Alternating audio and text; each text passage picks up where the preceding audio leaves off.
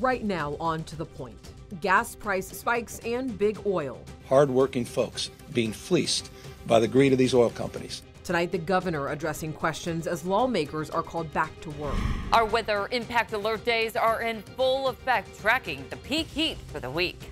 Another mass shooting on a high school campus. The teachers came in and they were like, everybody get on the floor. Tonight, what happened in Georgia, leaving at least 2 students and 2 teachers dead. And later, why there could soon be some relief for home buyers.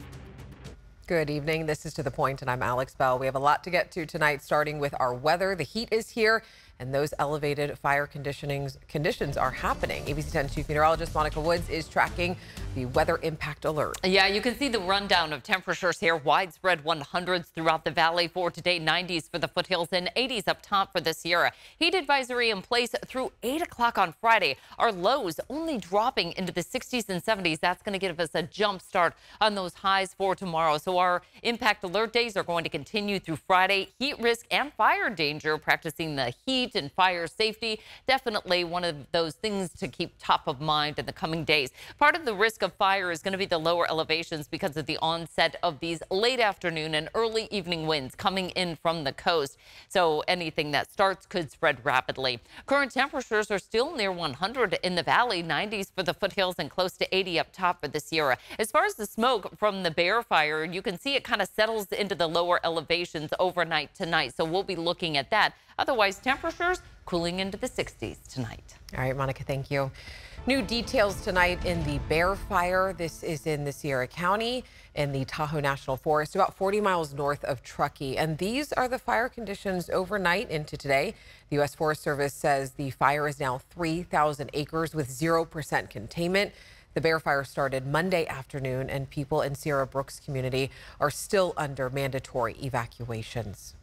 Tonight, the governor is addressing questions as state lawmakers are called back to work. He wants them to address gas prices and big oil. ABC 10's Becca Haubecker joins us in studio tonight with what that means. Alex, you may recall big increases in the price you pay for gas in recent Septembers and Octobers. Oil refineries tell us that's due to planned and unplanned maintenance at their refineries. But Governor Newsom says that's no excuse for high gas prices, and he's asking state lawmakers to do something about it. California drivers can easily feel fed up when filling up their gas tanks, paying the highest average prices in the continental U.S. It hasn't dropped down in years, and you're limited on places you want to go and travel to. Speaking with reporters Wednesday morning, Governor Gavin Newsom said he blames oil companies, especially for the price spikes we see in the fall. This is the time of year that we have planned and unplanned refinery maintenance, which spikes the cost of gasoline and spikes the profits of those that are doing the maintenance. Last year, state lawmakers created a watchdog advisory committee in response to gas price spikes in the fall of 2022. Reports from the committee show oil companies failed to keep enough extra fuel supply on hand when they knew maintenance would cut production. And that low supply led to high gas prices for Californians. Hard-working folks being fleeced by the greed of these oil companies. On Saturday, the final day of the regular legislative session, Newsom called a special session on gas prices to convene as soon as possible. Speaker of the Assembly Robert Rivas expressed his support, but Senate President Pro Tem Mike McGuire did not.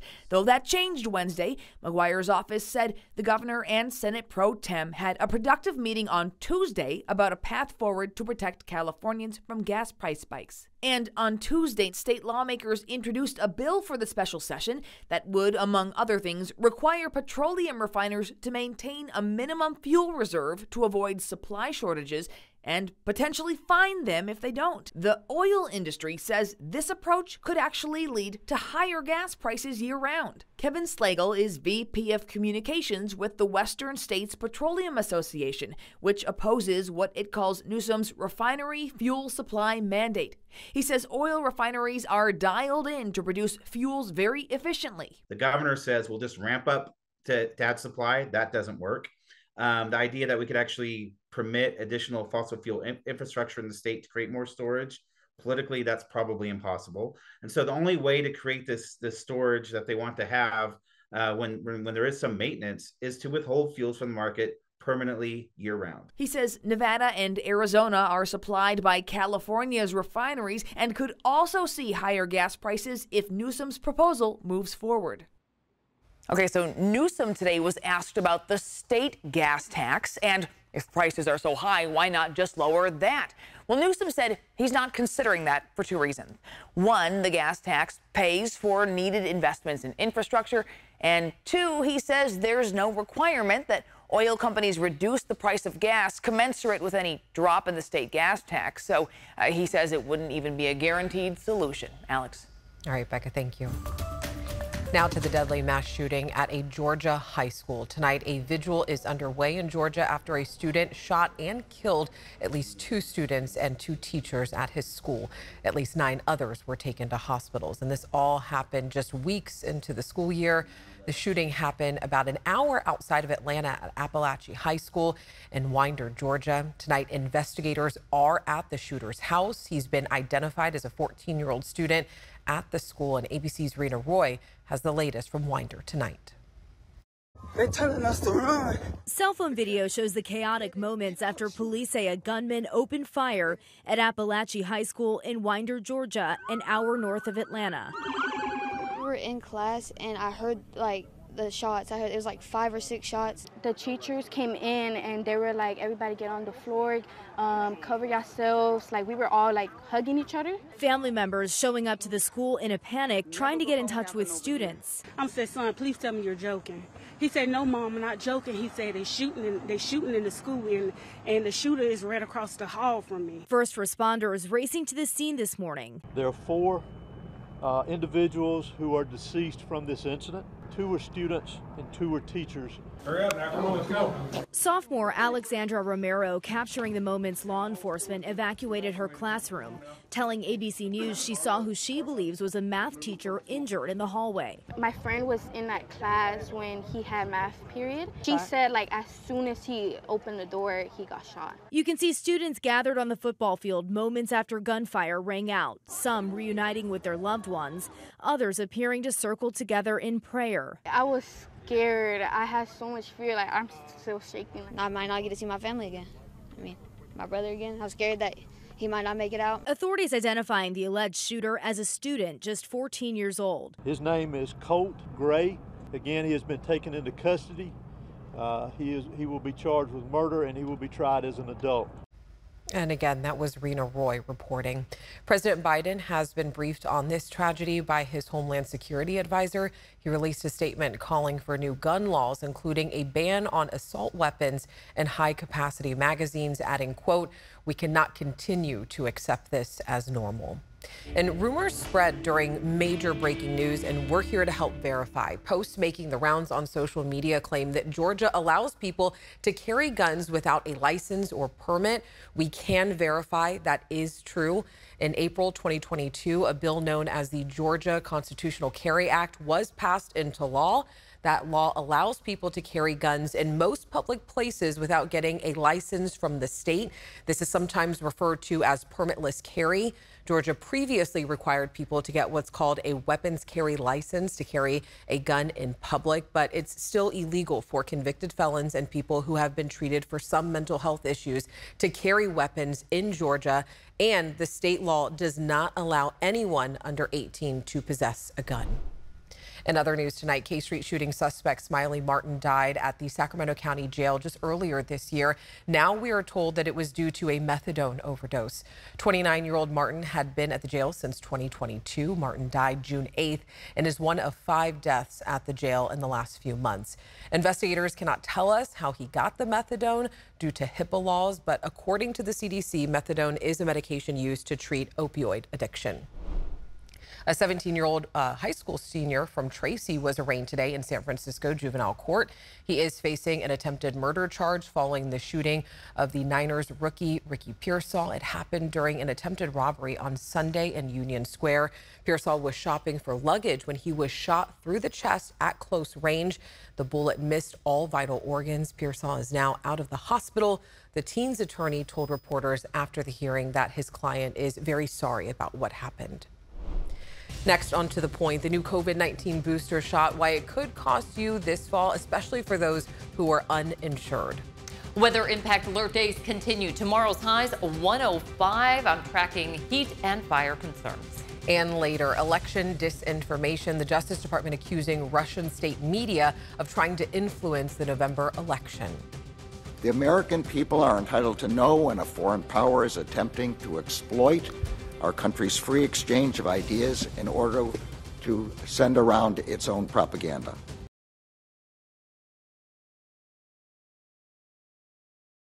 All right, let's get back to Chief Meteorologist Monica Woods, because you are tracking some weather impact alert days here this week. It's going to be hot again. Today was day number 1. We've got Yes. 2 more to go here. You can see the rundown of temperatures deep into the 100s. 106 for downtown Sacramento, 102 for Sacramento Executive, 101 for Stockton and Modesto at 103. So as we track the tally of days, and it's been quite a summer so far, you can see the heat has been intense. We've had 5 days that have been 110 or above for downtown Sacramento, 16 now at 105 degrees or above, and 38 above 100 degrees. That's getting awfully close to that record of 100-degree days for an entire year, set back in 2022 at 44 days. We're going to add a couple more to that because we've got that big temperature increase with a major to extreme heat risk in play, elevated fire danger as well. This is all under this ridge of high pressure, so it is going to bring in occasional breezy conditions during the late afternoon and early evening, a pretty typical pattern for the late afternoon as we start to bring in those onshore winds. And then as that high moves eastward, we'll also bring in a slight chance of afternoon thunderstorms for this year. Just a little bit more instability building on Friday. And then it's right back to dry conditions, but slightly cooler weather as, again, that high moves its way eastward. That's going to give us access to this low coming in and much cooler weather ahead. Highs in the 80s tomorrow for this Sierra, with 90s throughout much of the foothills. Lower elevations of the foothills, we're into the 100s tomorrow. Highs in the 70s along the coast. We're in the 100s throughout the valley, and it's a widespread 100s tomorrow, with morning lows for some of us starting off near 70. Chance of those thunderstorms on Friday for the Sierra, otherwise dry. We'll see the cooling take place as well for the foothills after highs near 100 through the end of the work week. Highs in the 70s for the coast. We've got 2 days with weather impact alerts, Thursday and Friday, and then we start to see some cooling over the weekend and a chance for showers and 80s next week. Next, on to the point, why getting this fall's COVID shot could cost some people and why there could soon be some relief for home buyers.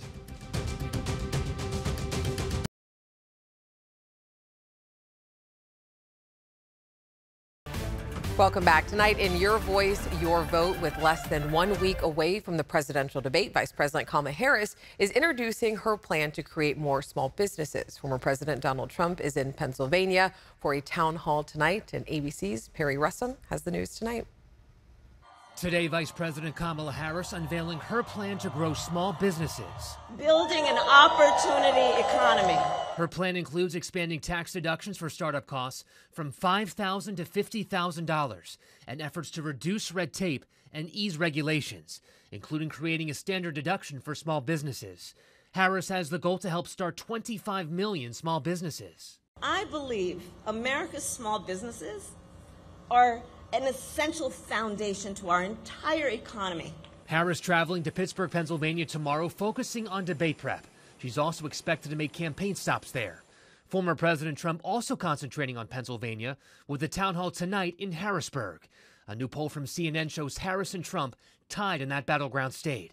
Trump in a podcast interview yesterday. From my personal opinion, I think you are at your best when you're talking about a positive vision of the future versus criticizing the other side. Yeah, I think you have to criticize, though. I think they're nasty. Trump talking name-calling and personal attacks. I believe you have to fight fire with fire. Today, the Department of Justice with new accusations against Russia of election interference, this time for this presidential election. An internal planning document created by the Kremlin states that as a goal of the campaign is securing Russia's preferred outcome in the election.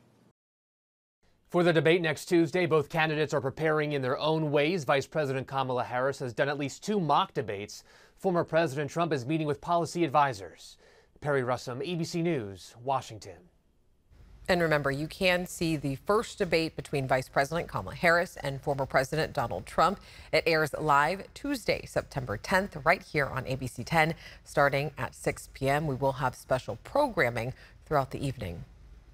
And we have more news from that. We have more from that news conference today with the Department of Justice. It was part of the country's election threats task force meeting. The task force was established to address a rise in threats against election workers since the 2020 election. Take a listen to what the U.S. Attorney General had to say. Since the 2020 election, we have seen an unprecedented spike in threats against the public servants who do administer our elections. Election officials, workers, and volunteers in communities across the country have been targeted with heinous acts and threats of violence. Many everyday workers have faced threats to their lives. We know election offices, even in our region, have stepped up their security. And speaking of elections, we want to know if you have any questions about the upcoming election. The choices that you have to make on your ballot this November, they can be daunting, but we are here to help you. You can send us your voter election questions on abc10.com/vote. There is a survey that you can fill out and submit all your questions. Tonight, a federal program that once helped people get COVID-19 vaccines for free is ending, and now it could cost you to get that updated shot this fall, and it's going to be especially pricey for those who are uninsured. Lena Howland has the story. Kids are back in school, fall is around the corner, and public health agencies are urging people to get the newly released COVID vaccine now available ahead of the cold and flu season. But a federal program that provided free COVID vaccines ended last month. The Bridge Access Program really was meant during the time of the pandemic to provide quickly subsidized vaccines at no cost for all members of our society. Arnab Mukherjee is an associate professor of public health at CSU East Bay. He says now those without health insurance will be charged $200 for the vaccine at drugstores and doctors' offices. People who are working in the gig economy, people who are just making just enough to not qualify for the safety net and social service programs, but yet can't shell out $200 to get a shot. So yes, it's a considerable proportion of our population. Those on Medicare and Medicaid still qualify for free vaccines. But Mukherjee says with only 22% of the U.S. public up to date on their vaccines, he worries the end of this program could lead to more COVID cases later this year. I do fear that it will lead to a peak that is comparable, if not higher than previous. The CDC has allocated $62 million for state and local programs to provide vaccines to uninsured and underinsured adults. Each county has been allocated not a lot of money, but there is funding through the Centers for Disease Control and Prevention that is being filtered down to the county level. So if anybody is having trouble getting a low-cost or no-cost vaccine, to contact your county health agency to indicate that cost is a barrier. As an alternative, he says folks can also contact the vaccine manufacturers directly, like Pfizer or Moderna, requesting free or reduced price vaccines through their patient assistance programs. And that was Lena Howland reporting. Tonight in your price points, there is some hope for home buyers. The Federal Reserve Bank of San Francisco sees inflation in the housing market easing over the next few months. Researchers there think increased supply of homes on the market could help cut back on price increases. And today, the state announced a settlement over an affordable housing project that was shot down in Elk Grove. The Oak Rose Apartments project called for 66 units for lower income households at risk of homelessness on Elk Grove Boulevard. In 2022, the city voted down the project, saying it did not meet zoning rules. Developers sued Elk Grove, and the state filed a lawsuit against the city in 2023, saying it violated state housing laws. The people with disabilities, physical, visual impairments, mental disorders are some of the most affected in their efforts to secure safe, decent, dignified, accessible, affordable housing. And this lawsuit started because of a denial that would affect people with disabilities and others that need the supportive services in housing.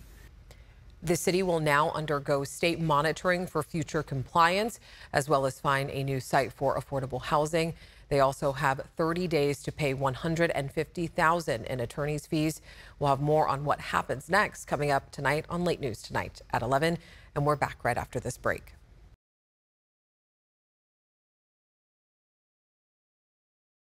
Check this out. Northern California cartoonist Charles Schulz's art is coming back to life. Well, sort of. The artist, who perhaps could be described as a living legacy to the Peanuts creator, is now on a nationwide tour. Tom Everhart was friends with Peanuts creator Charles Schulz for decades, and he is the only one Schulz ever taught. His exhibit is currently on display at FS Fine Art in Denver and will be traveling around the U.S. Very cool. As always, thank you so much for joining us. We always want to hear what's going on in your community, so you can always shoot us an email at tothepoint@abc10.com. And for more stories featured here on To The Point, download our ABC 10 Plus app wherever you stream. Have a good night. I'll see you tomorrow.